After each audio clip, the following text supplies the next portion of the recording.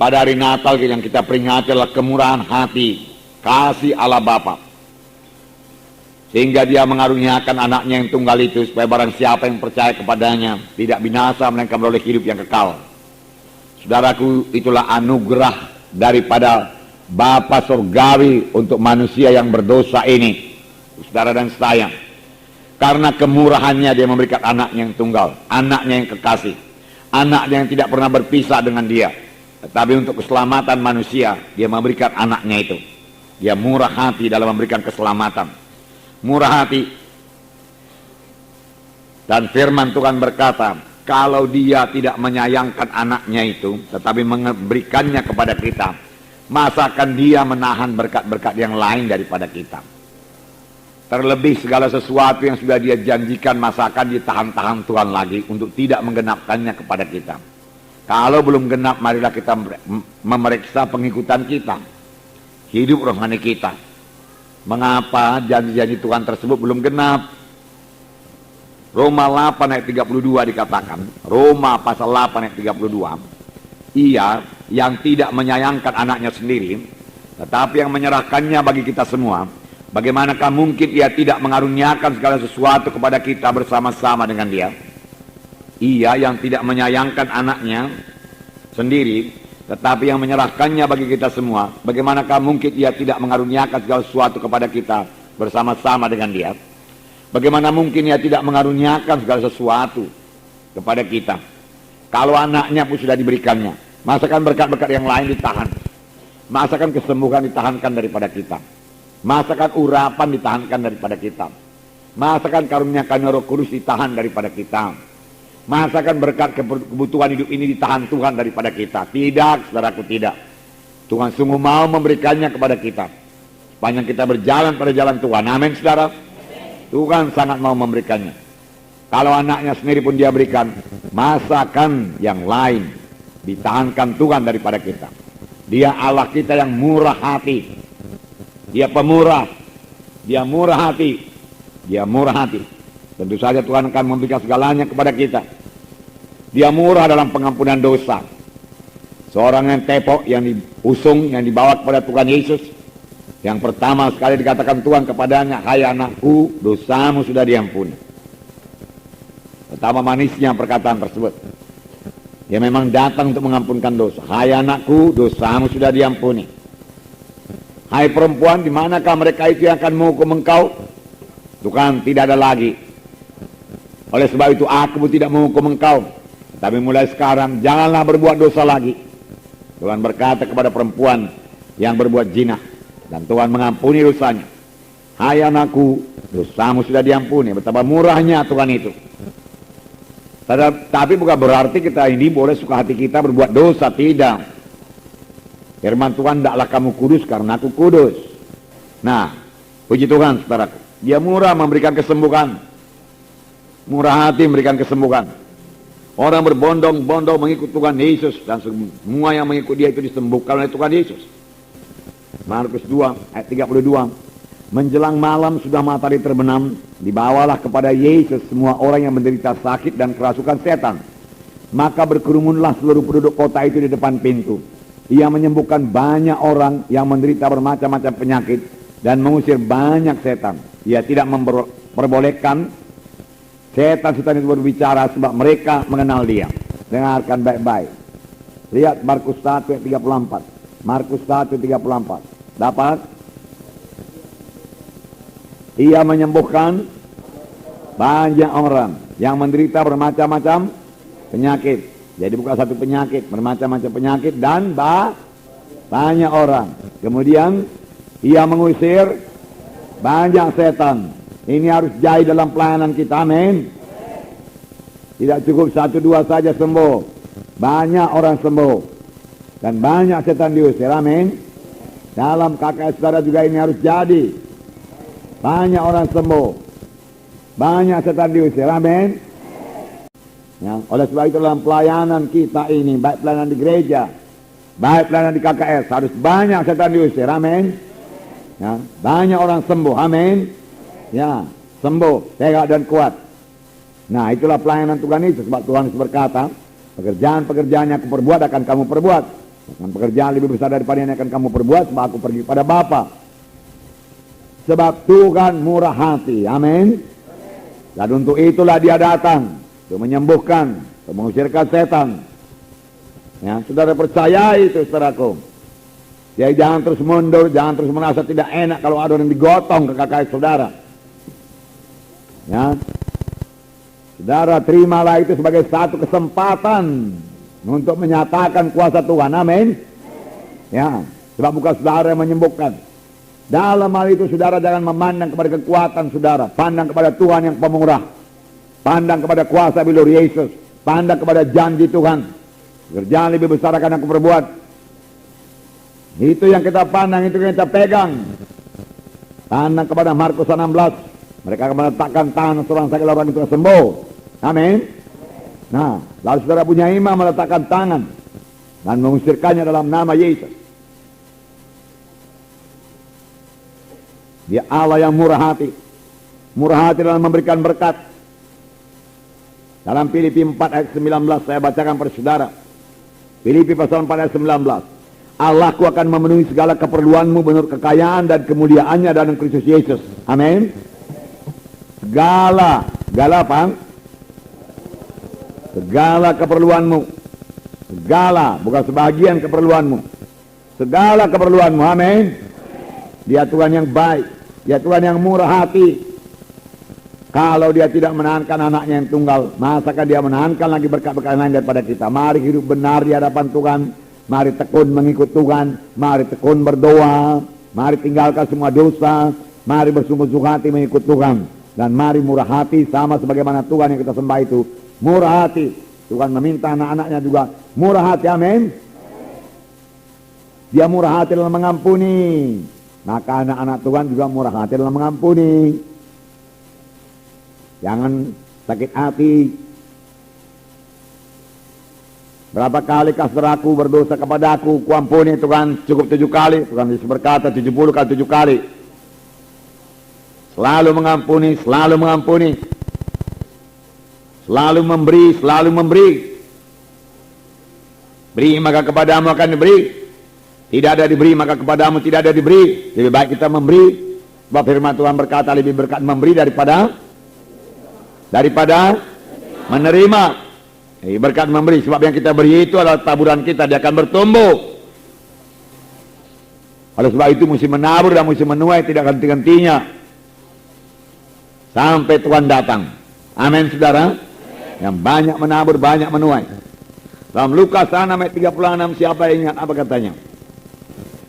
Hendaklah kamu murah hati sama seperti Bapamu adalah murah hati. Ya. Hendaklah saya murah hati sama seperti Bapa saya murah hati. Ya. Seorang bapa yang murah hati, saudaraku, sangat merasa tidak enak melihat anaknya yang pelit.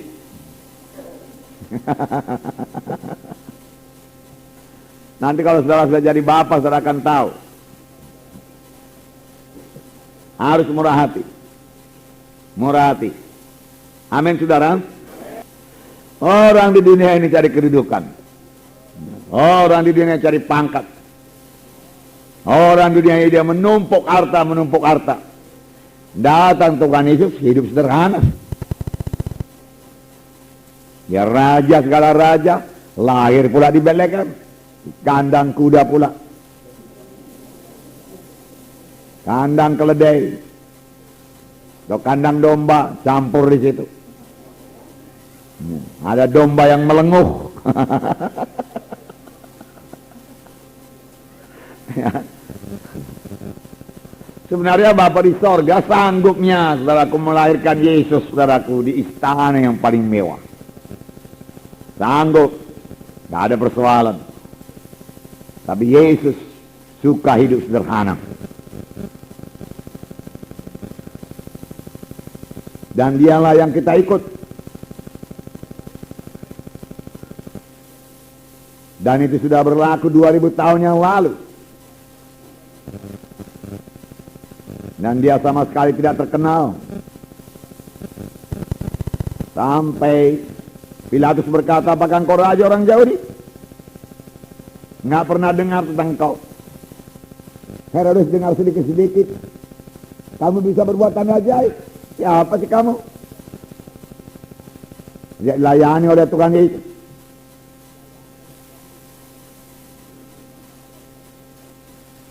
Tidak ada pula istimewanya. Sampai orang-orang jauh di ahli Taurat berani berkata, salibkan dia, salibkan dia. Kami tidak mau orang ini jadi raja kami. Kaisar raja-raja kami. Tapi Tuhan tidak membalas. Petrus mencoba melawan. Tuhan Yesus berkata, nggak usah Petrus, nggak usah. Tarungkan aja pedangmu. Kepingin rasanya Petrus itu saudaraku supaya Tuhan menunjukkan kuasanya. Tapi Tuhan Yesus tidak berbuat demikian. Dia datang memang untuk mati, dia datang memang untuk mencurahkan darahnya. Ya sama sekali tidak terkenal. Hidup cukup-cukupan. Sederhana. Itulah dia Yesus. Dan Tuhan berkata, ikutlah aku. Tetapi pungut cukai meninggalkan uangnya dan mengikut Yesus. Matius mengikut Yesus. Nelayan-nelayan meninggalkan perahunya, meninggalkan jalannya, lalu mengikut Yesus. Meninggalkan orang tuanya. Mengikut Yesus. Dan mereka kemudian membawa jutaan jiwa-jiwa masuk dalam kerajaan surga. Mika 6 ayat 8 saya bacakan. Hai manusia, telah diberitahukan kepadamu apa yang baik. Dan apakah yang dituntut Tuhan daripadamu? Selain berlaku adil, mencintai kesetiaan, dan hidup dengan rendah hati di hadapan Allahmu. Hidup dengan rendah hati. Adil, bagus. Mencintai kesetiaan, bagus. Tetapi firman Tuhan juga berkata, hidup dengan rendah hati di hadapan Allah.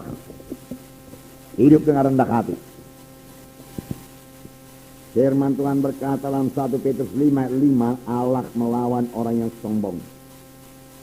Dalam 1 Petrus 5 ayat 5, demikian jugalah kamu hai orang-orang muda, tunduklah kepada orang-orang yang tua, dan kamu semua rendahkanlah dirimu seorang terhadap yang lain, sebab Allah menentang orang congkak, tetapi mengasihani orang yang rendah hati. Langkah indahnya. Tuhan melawan orang sombong dan mengasihani orang yang rendah hati. Mari kita miliki kerendahan hati.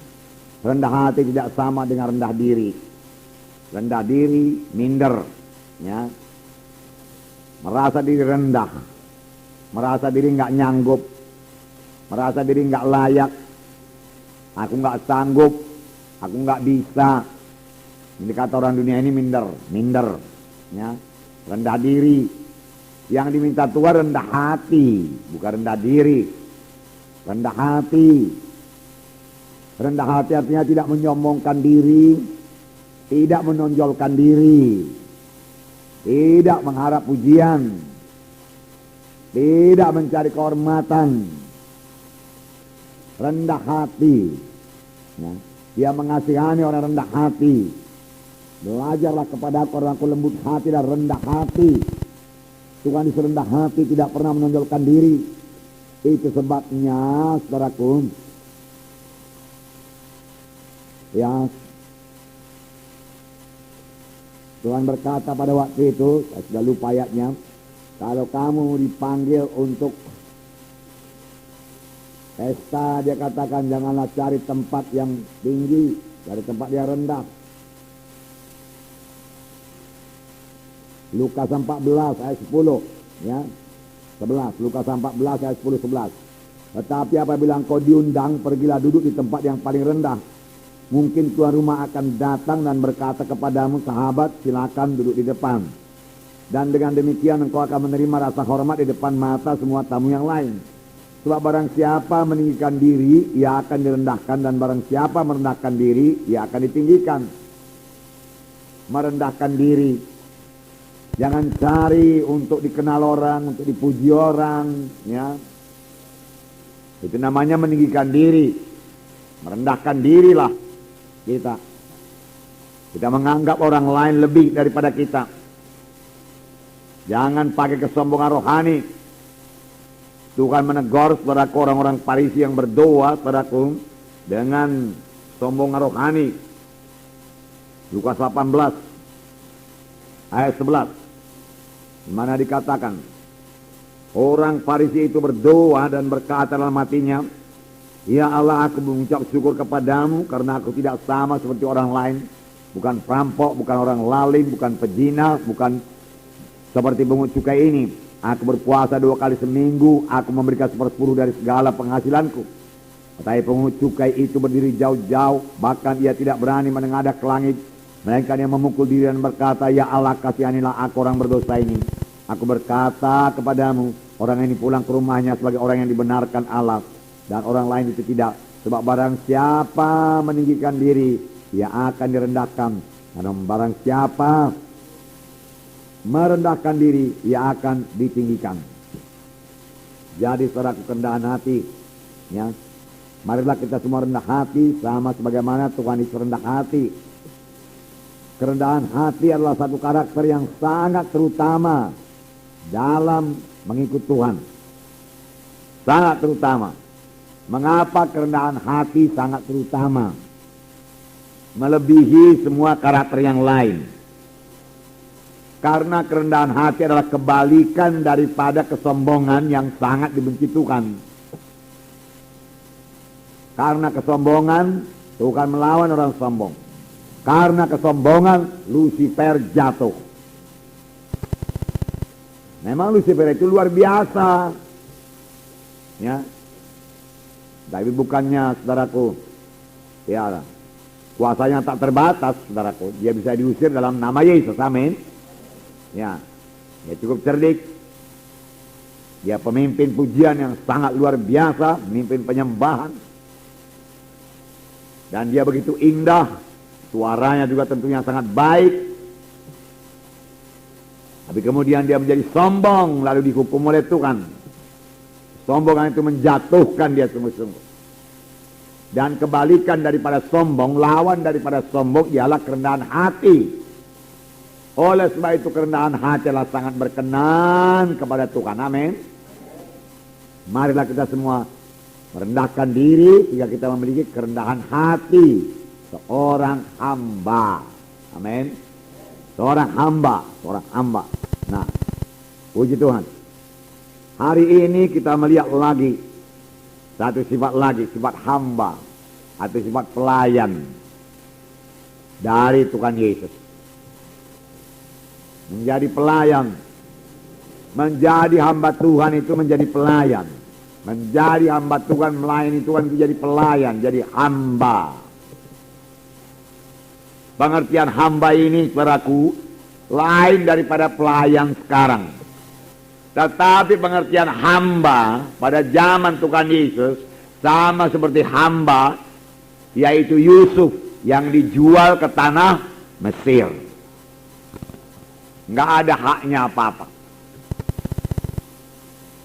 Namanya pun diganti. Saya rasa nama Yusuf pun diganti, entah siapa. Sabta Paneah, entah apa namanya itu, ya. Ya kan? Ya. Kemudian nama Daniel, Hanaya, Misael, Azaria diganti dengan Sadra, Mesa, Abednego. Itulah kira-kira.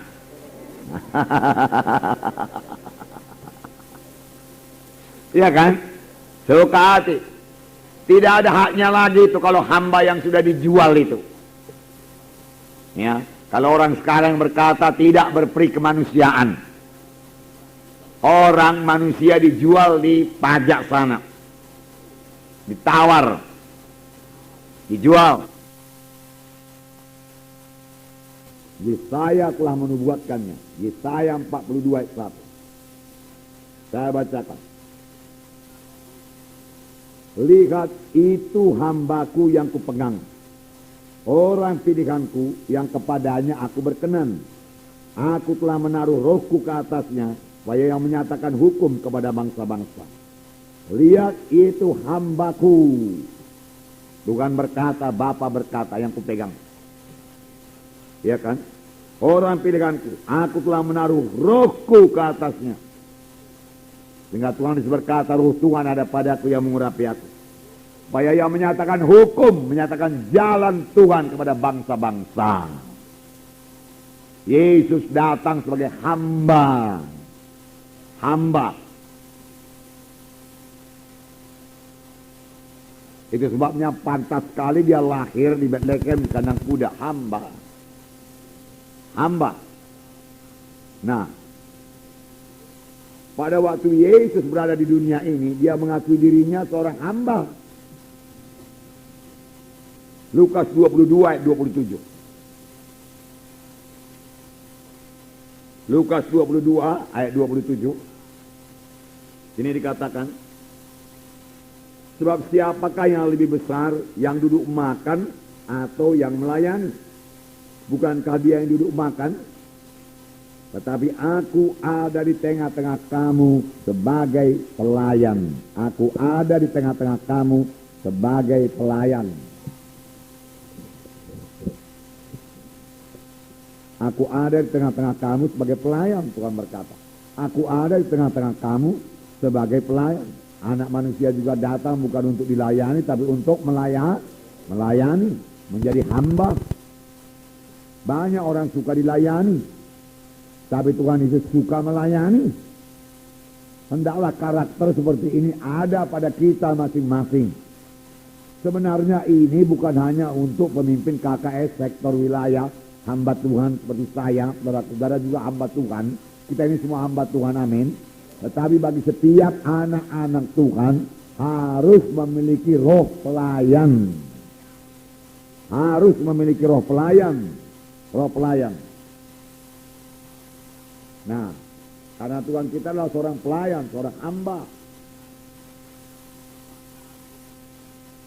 Yesus adalah anak Allah, betul-betul anak Allah, bersama-sama dengan Bapa dari permulaan, pencipta dari segala sesuatu, turun ke dunia ini bukan dengan kemewahan, ya, bukan dengan keagungan, bukan dengan kemuliaan, tetapi sebagai hamba yang hina dina. Karena dia tahu dia adalah seorang hamba. Seorang hamba. Firman Tuhan berkata yang sudah kita baca pada hari Natal, bahwasanya dia mengosongkan dirinya dan mengambil rupa sama sebagai manusia. Atau rupa seorang hamba. Mana ini? Jadi sama dengan manusia. Ada hambanya enggak? Ada, saya pikir, ya. Ayat 7, Filipi 2 ayat 7. Melainkan telah mengosongkan dirinya dan mengambil rupa seorang hamba. Mengambil rupa seorang hamba pada saat itu. Dan menjadi sama dengan manusia. Dan dalam keadaan sebagai manusia ia telah merendahkan dirinya dan taat sampai mati. Bahkan mati di kayu salib. Saudaraku, dalam pengertian menjadi hamba dan perkataan taat, menjadi hamba dan perkataan taat, patuh, harus berjalan bersama-sama. Amin. Tidak mungkin menjadi hamba tapi tidak mau patuh. Itu namanya tidak hamba. Itu namanya tidak pelayan. Kalau memang kita ini seorang hamba, kita harus patuh. Betul, saudara? Harus taat. Dan Tuhan Yesus telah mempraktekannya. Bahkan firman Tuhan berkata, dia taat sampai mati. Bahkan mati di kayu salib. Taat. Adakah upah seorang hamba? Ada. Amin. Bahkan firman Tuhan berkata mengenai Yesus, itulah sebabnya Allah mengaruniakan dia nama di atas segala nama. Karena apa? Karena dia patuh, karena dia taat. Ingatkah saudara ayat yang mengatakan, hai hamba yang baik dan setiawan, masuklah ke dalam kesukaan Tuhanmu. Jadi segala sukacita Tuhan, kesukaan Tuhan menjadi milik kita. Karena kita hidup sebagai seorang hamba yang rendah hati dan patuh, yang tidak melakukan kehendak kita, tapi melakukan kehendak Tuhan. Itulah dia hamba. Hamba itu tidak bisa melakukan kehendaknya sendiri. Kalau dia melakukan kehendaknya sendiri, aku mau begini, aku nggak suka itu, aku suka ini. Saudara, itu bukan hamba, itu bukan hati seorang hamba, bukan. Hamba itu harus patuh. Amin, saudara. Harus patuh, harus patuh. Taat. Itulah ciri-ciri seorang hamba. Dan tidak bisa melepaskan diri dari hamba. Tidak sebagai pelayan-pelayan toko itu atau pelayan rumah tangga, nggak suka dia, berhenti dia. Nggak bisa. Hamba itu sudah dibeli. Bahkan kalau dia melarikan diri, diadukan lagi sama tentara-tentara pada waktu itu. Nah, inilah dia Tuhan Yesus, saudaraku. Dan dia minta kita anak-anaknya juga menjadi hamba-hamba Tuhan. Jadi hamba-hamba Tuhan.